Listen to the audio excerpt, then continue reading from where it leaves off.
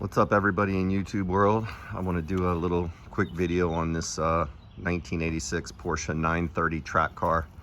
Used to be a street car, converted to a track car, and now the customer's moved on to a Ferrari 488 track car. So this is going to be converted back to a street as best we can.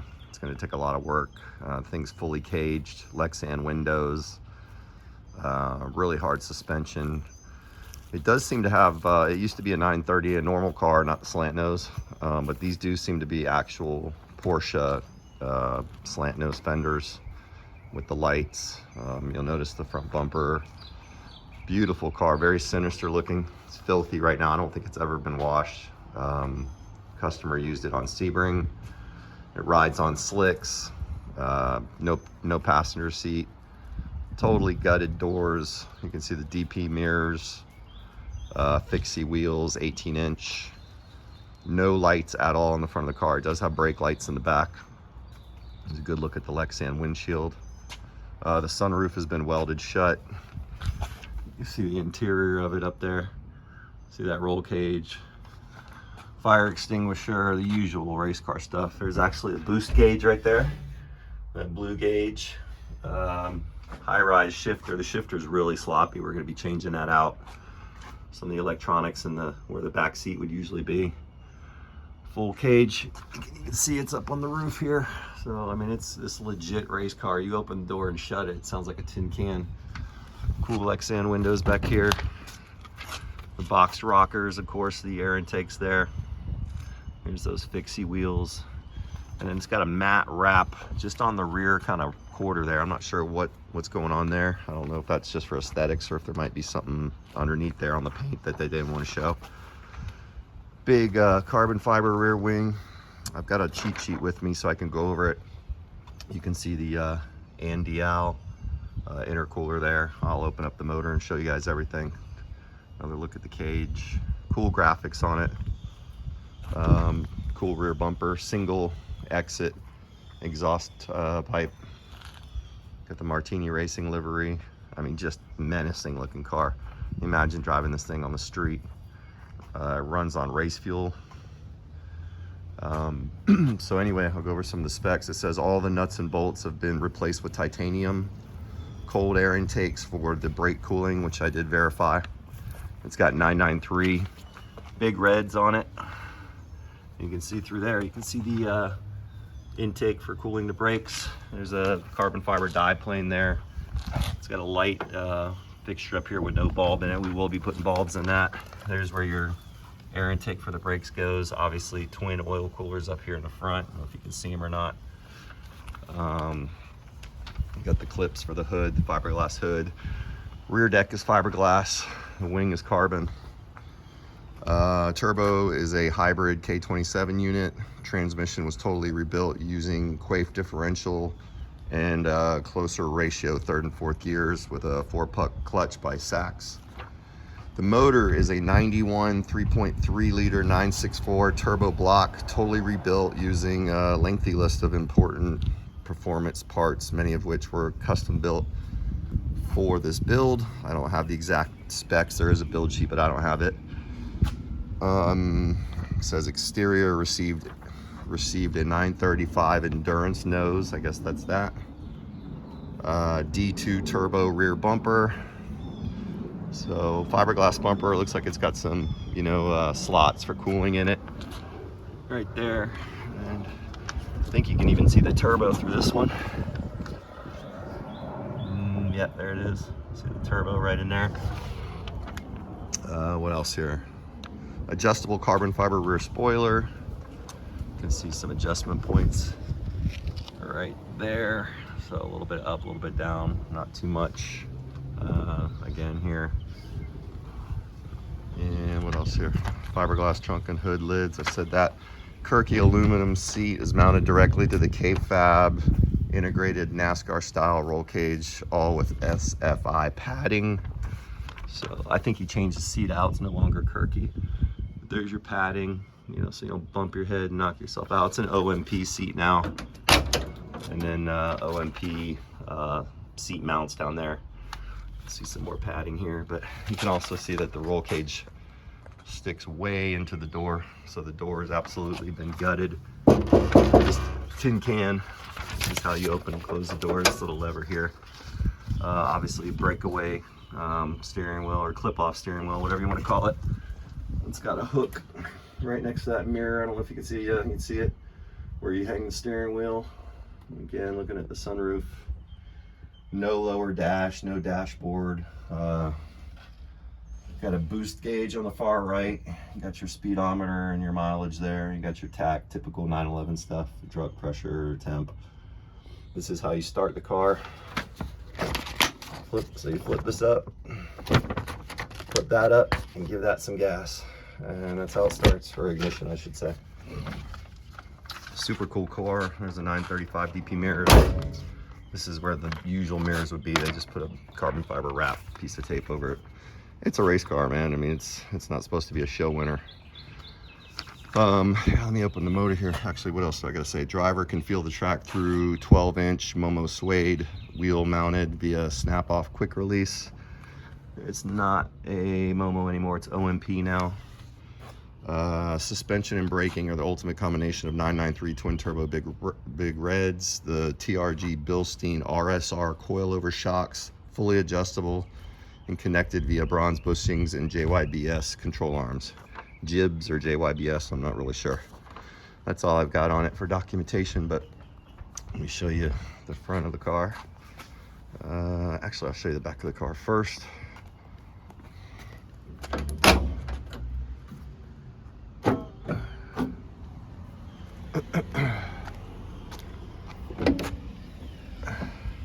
Copeland Racing. Come here, Cop. Over here, buddy. Copper, over here. Copper. Sorry. Copeland Racing intercooler. A lot of Copeland pieces in here. JYS strap there.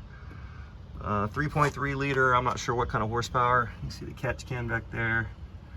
Everything's done right. Solid motor mounts. And yeah, it looks clean. Doesn't look like it's ever been wrecked. It's a beast. Pulls like a champ. Copper, now. Copper, now. Sorry guys, my dog's running at my neighbor's car. Let me see if I can get this hood open. My fingers are a little big for this stuff. Yeah, I have to get a screwdriver. Bear with me. Come on, this way, Cop. Leave it. Just bear with me here. Screwdriver. There we go. You guys stay here. That's it. Enough out of you. Sorry. Tow hook up front. Let me open this hood.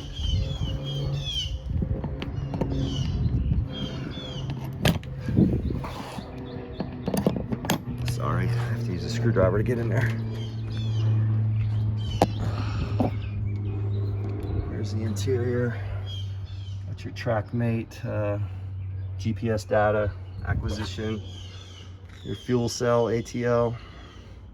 I just put a new Die-Hard battery in it. There's your kill switch, fuse box, on top of your suspension, brake booster and all that stuff. You can see the cage comes right into here, ties into the strut towers.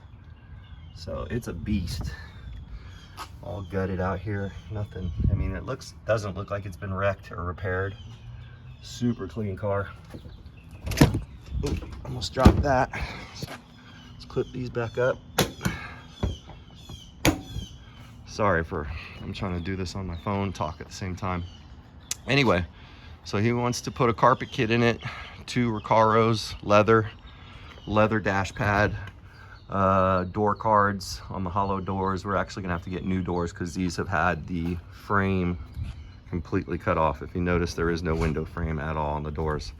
And this comes out so far that it goes into the door. So in order for a door to shut, a normal door here, we're going to have to modify that roll cage. I personally like the car just how it is. I'd like to put blinkers on the front and hook up turn signals on the back. Maybe just some little orange dots, little circular ones here, or maybe over here, and make it street legal and leave it just as it is. It's all patinaed on the front. You know, it's all rock chip from being on track. It's actually got a skirt that goes down about 3 inches around that bottom, but it would be way too low to drive on the street. So this is it right here. So that goes around that lower lip there, but all that's gonna have to be removed. You can see the silver kind of piece that it bolts to. There's another good look at the big reds, the fixies. They were black anodized and are turning purple from age, time, and heat. What else? So yeah, it's a beast, man. I'll get in and start it. Well, I can start. Has a good look at the motor through there. I mean, I love the big intercooler, and you can see, you know, this has been broken and kind of refiberglassed, and you know, it's a race car, man. It's not a perfect car, and I like it that way. I like that you could just, you know, you can lean up on it if you have scratch on it, no big deal. Little kids can get in, take pictures with it at Cars and Coffee, excuse me, once it becomes street legal. But I've driven it in first and second gear under boost, and I can tell you, I got out of the car shaking. To think that somebody manhandled this on Sebring using all 4 gears is just scary to me. I mean, I can drive a car pretty good. I've had 5 air-cooleds and 1 liquid-cooled. I've had a 930 turbo slant nose, a real one, and but it was nothing. I mean, nothing like this. Put the screwdriver down right here. I'll hop in real quick. You can see the 5-point harnesses. Who's making these? Team Tech, and they got the pad on you so it doesn't tear into you, which is pretty cool. I'll try to get in here. So usually 1 foot in like this. Gotta do some twisting. Here you are behind the cockpit. This is that shifter. I believe I forget who it's made by, not Harch. No, it starts with an H, I believe, but I mean, that's neutral. First, second, and you can hear it clunking. Third, and then straight down to fourth, and that's it. To think of downshifting back into third, you can see how it just doesn't want to go. I would be so scared, you know, hauling butt and wanting to drop down to third. You literally have to go up to neutral, then over to third, and you don't even really hear nothing. It's a very uncomfortable feeling. First, second, third, fourth, and then reverse is even trickier. It actually pulls out of the cup down there below. So yeah, I think we're gonna get rid of the shifter. There's crap laying around inside the car. Kind of a joke, removed before flight from an airplane. So some more of the track telemetry stuff. It's got the big wide mirror, padding up here, but anyway, she's in neutral. I'll do it the proper way. Actually, let me take the steering wheel off. Sorry, I'm using one, yeah. So there's your steering wheel where it hangs up there on the hook. And you got this fire extinguisher with the number on it. So power and ignition. Fires right up every time. From this position where I'm sitting, you cannot see the nose of the car at all. It's gone.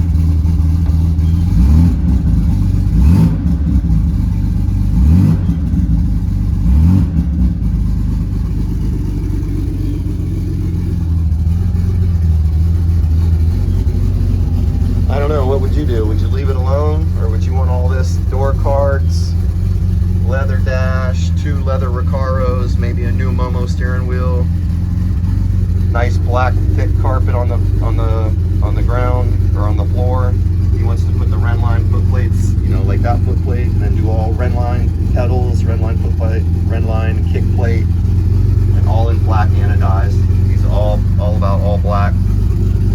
Boost gauge, which I don't think works. Mileage is showing 76,000. Let me unfold out of this thing. I'm 50 years old, so this is a lot of fun. Put 2 legs out,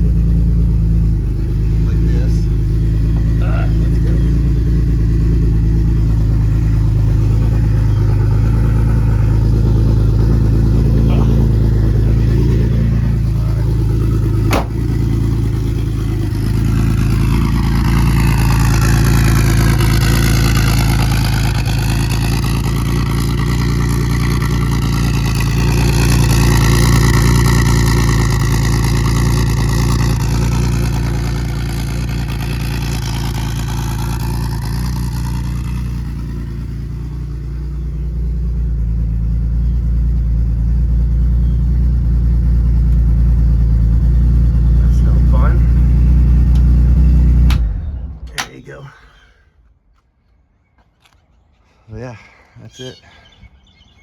Anyway, I wanted to show you guys that. I wish I could get it up on a lift and you could see underneath. It's got just aluminum trays, completely flat all the way underneath. Really well done by who built it. And then LBI sold it. In the article, it said the guy took 11 years to kind of perfect it as a track toy. And I believe it. It's serious business, man. And it hauls butt.